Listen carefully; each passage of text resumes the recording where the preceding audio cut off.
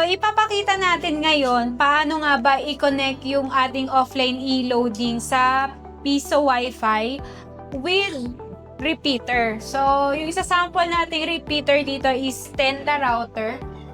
So, any Tenda naman ay pwede. Pero yung isa sample natin is si Tenda 301. Okay. So, unang part natin is i-configure natin si Tenda na repeater. Dito sa phone ko, kukonek ako kay Tenda. Ayan. Siya si Tenda. Ito, 8BO. Okay. So, take note, magre-repeater lang kayo if meron na kayong existing internet connection. So, bakit tayo magre-repeater?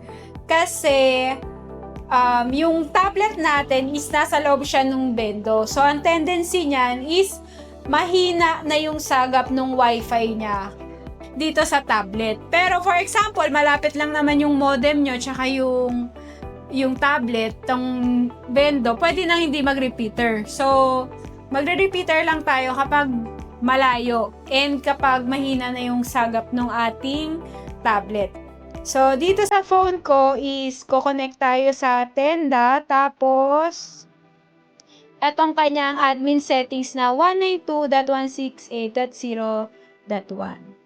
Tapos niyan, click nyo lang yung DHCP, tapos edit natin yung Wi-Fi name. Kunyari, ang ilagay natin is e-loading repeater. Yan. Example lang to. So, kayo na pong bahala kung ano yung ilalagay nyo na Wi-Fi name. Tapos, ang password natin, ito na lang para madaling tandaan.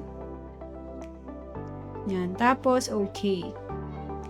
Yan. And then, reconnect tayo. Hanapin natin si e-loading repeater. Ayun. Tapos, lagay natin yung ating password.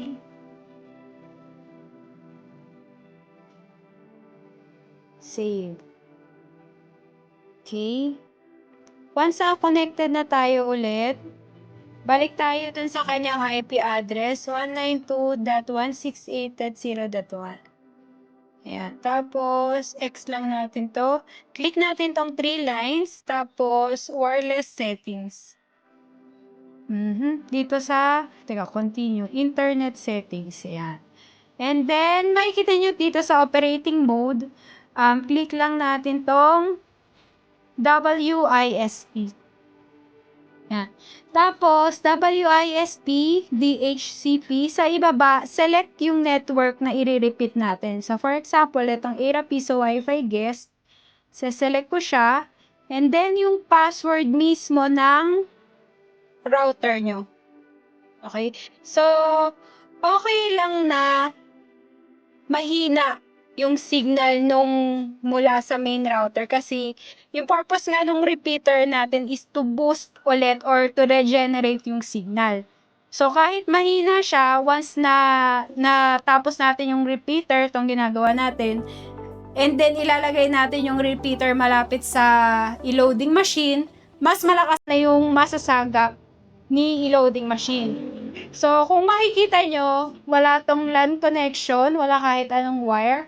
Pero, ko-connect tayo dito. So, ang pangalan niya is e-loading repeater. Ko-connect tayo dito and dapat meron na siyang Wi-Fi.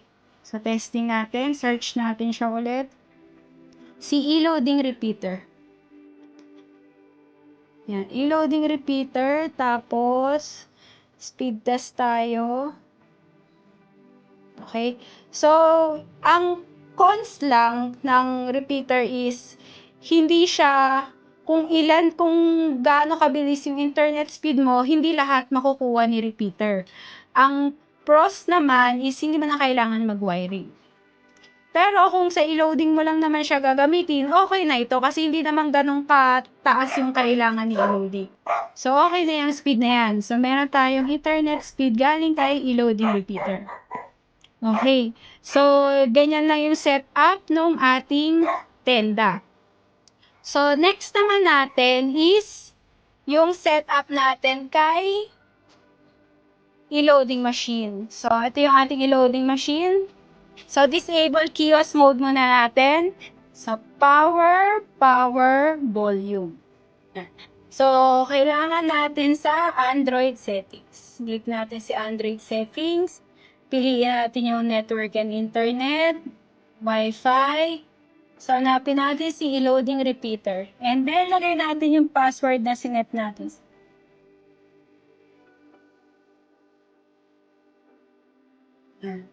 So, kailangan mag-connect siya. Okay. Connected na siya. So, back natin to. Yan. Balik tayo dito. Tapos, exit kiosk. Yan. Okay, so dito tayo ngayon sa settings niya. Click niya ito. Connection settings. Lilipat natin siya sa internet connection. Okay na.